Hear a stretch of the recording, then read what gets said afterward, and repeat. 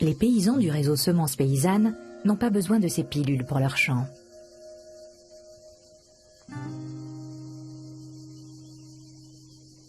Pascal Pot est agriculteur dans les environs de Montpellier. Sa famille travaille depuis longtemps avec Bob Braque de la Perrière. Au milieu d'une forêt, sur un sol sec et caillouteux tapissé de seulement 2 cm d'humus, il cultive des légumes sans aucun traitement. Au début de l'aventure, il y a 13 ans, tous étaient sceptiques. Ces champs n'avaient jamais vu la moindre goutte d'eau. 3 années durant, les plantes ont dû s'acclimater à ces conditions difficiles. Et aujourd'hui, elles prospèrent. Les plantes sauvages, qu'on appelle souvent des mauvaises herbes, mais qui étaient des légumes au Moyen-Âge, elles sont tellement résistantes qu'on n'arrive même pas à s'en débarrasser. Donc je me suis dit, il n'y a qu'à faire la même chose avec les plantes cultivées. J'arrête de faire aucun traitement, je ne fais plus aucun traitement, et elles apprendront par elles-mêmes à résister aux maladies. Bob Braque de la Perrière est enchanté. Les légumes de Pascal ont désormais un plus grand rendement que les variétés hybrides. Les parasites sont rares. Et comme l'a prouvé une étude, ces variétés résistantes contiennent bien plus de vitamines que les hybrides bio, plus fragiles. Pour Pascal Pot, rien de plus logique. Les vitamines renforcent les défenses immunitaires. Je leur apprends à apprendre des nouvelles choses, de résister à des maladies, de pousser sans eau, ou le contraire, de pousser avec des excès d'eau. Voilà. Donc elles peuvent apprendre ça et le transmettre à leurs descendants et ça donne des possibilités en plus.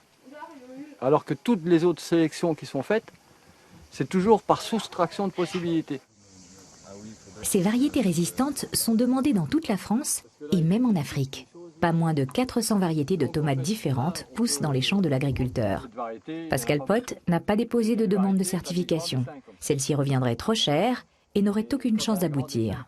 En revanche, il montre aux intéressés comment produire eux-mêmes des semences. Pour Bob Braque de la Perrière, ce projet permet aussi aux consommateurs de réapprendre que le bon et le sain vont de pair. Un consommateur parfois dupé par les grands semenciers. Pourtant, c'est tomate et tomate, mais derrière la tomate, il y a autre chose. Et là, le côté le plus pervers du système actuel, c'est que, voyant l'engouement des consommateurs pour les variétés anciennes, etc., les sociétés qui font des semences industrielles font maintenant de la fausse variété ancienne, qui sont en fait des hybrides, mais qu'ils nomment avec des noms de variétés anciennes. Les variétés anciennes authentiques sont rares. Seuls 10% des certifications concernent des semences biologiques.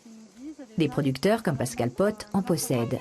Mais la législation leur interdit de les transmettre, faisant ainsi le jeu des géants du secteur.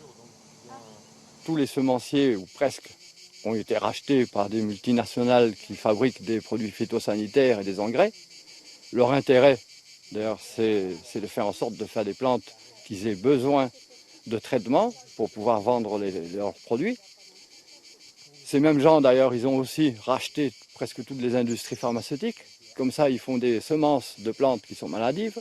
Ils vendent des produits de traitement pour les plantes. Et comme ils savent très bien qu'ils empoisonnent tout le monde, après, ils vendent les médicaments.